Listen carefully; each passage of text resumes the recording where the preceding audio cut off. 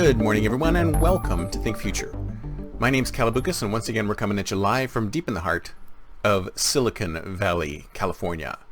We're talking innovation startups, the future, not necessarily those, not necessarily in that order. Now, if you're watching this on YouTube, don't forget to hit the subscribe and the alert button so that you can get notifications when a new show is on.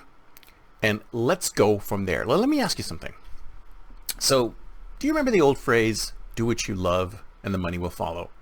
Do what you love and the money will follow. Well, there's two schools of thought, right? There's one school of thought which says that, and then there's the other school of thought which says, just do what makes money, and then work on what you love in your spare time. And in fact, most people go by the second one, because a lot of times, things that you do, that you enjoy, very difficult to make money out of.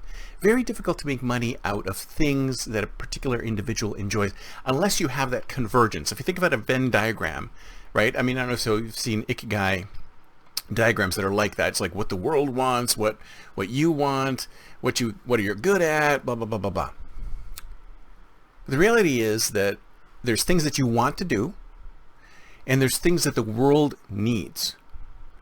And if those things don't converge, it's very, very difficult for you to get paid for what you do or what you enjoy doing. Because if you enjoy doing, you can enjoy doing X, and if nobody wants to pay you to do X, you're not going to be able to make any money doing X. Now, you may be able to create training videos on doing X and sell those training videos on doing X, and a small portion of individuals who want to do the same X thing might be able to, you might be able to make a few bucks off of that. But unless it's something that people really, really want, then it's very unlikely that you're going to make money off what you enjoy, unless those things match up. So most people are in the other camp. They're in the camp of, I'm going to do what I need to do to make money. It may not necessarily be something I love doing, but I'm going to do it to make money. And this is where many employees are. And there's plenty of employees out there who hate their work jobs. And I think there's actually quite a lot of that. I think that the last time there was a survey about people with job satisfaction, I think the job satisfaction was at an all-time low. I think it was like 30% or something crazy like that. And it's telling me that people do not love what they do. And the reason why people don't love what they do could be anything. It could be that they're not doing what they enjoy doing, or it could be that they're working in a situation where they don't have a very good boss, or they don't have a very good company, or maybe they're politically opposite of the politics of the company. Who knows? There's many, many reasons why. Or it could be a work from home thing, right? Especially with all this hybrid work stuff that's happening. There could be many, many people who are very unhappy with their jobs because the company has decided to bring them all back when they can work remotely. Now, if you ask me, I think that horse has left the barn. There's nothing we can do about bringing people back to the office if they don't want to come back to the office and can work perfectly fine from home. And I did a study on this when I was at Stanford. We talked about working from home, and there are very, very few negatives for working from anywhere as opposed to coming into an office. And I have a feeling this is going to make huge cultural changes to people and work, or the future of work. But I digress. I wanted to talk about importance. Now, the thing is that some people feel that you should spend your time doing what you feel is important. But 9 times out of 10, this is not what people will pay you for. So you have to start doing things that other people feel are important.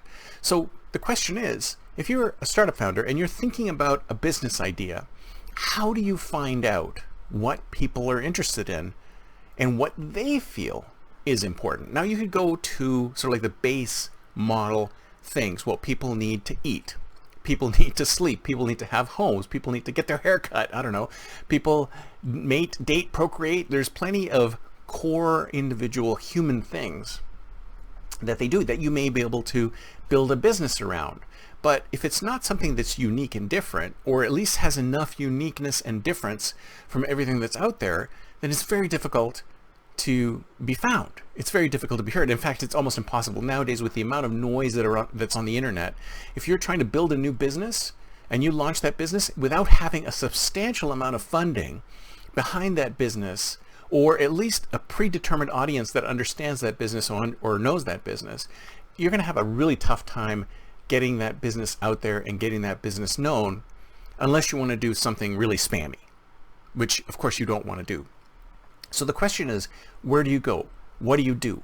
And I have that question now. It's like, how do you start from zero? Because almost every other business that I've seen out there that starts from zero and seems to do really well is something having to do with B2B sales and marketing, because people will pay anything if they could get good leads. B2B sales and marketing is a great business to get into if you can actually deliver. People will buy that stuff and people will find that important as long as you can deliver. But unless you can create something that really, really works for people, then what is the point? What is the point? So you have to decide for yourself what is important in your life. And then the other piece behind that is that you have to decide where you're going to go with it. Where are you going to go with it? How far are you going to go with it?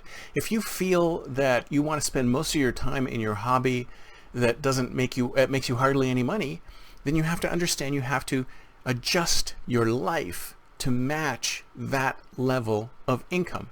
Because if you have this level of income, you have this required level of income, but you're doing something that only brings you in this level of income, then you've got to adjust the type of life that you're going to have based on that. You have to determine. You are the only one who can decide what's important for you. And you can either dent the universe, you can punch a clock, or you can just sit at home and spend your time doing what you love. It's your choice.